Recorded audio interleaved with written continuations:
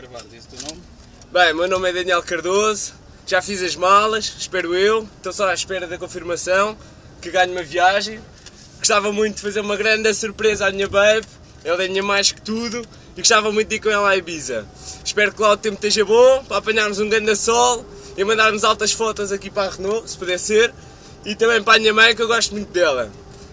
Mais coisas, estou agora a conduzir um carro, este carro não faz barulho nenhum, parece que estou a andar de bicicleta, só falta tipo levar com o vento assim na testa, que vale que tenho um para-brisas, ajuda bastante, e pronto, gostava muito. O que é que fazias depois de chegares a Ibiza? Aí, o que é que eu fazia depois de chegar a Ibiza? Primeira coisa, olha, chegava, deixava as coisas num hotel e ia logo estender a minha toalha para a praia, só assim para começar.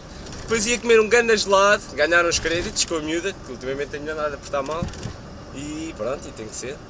Chegava lá, ora bem, vou virar aqui à esquerda agora. Aí.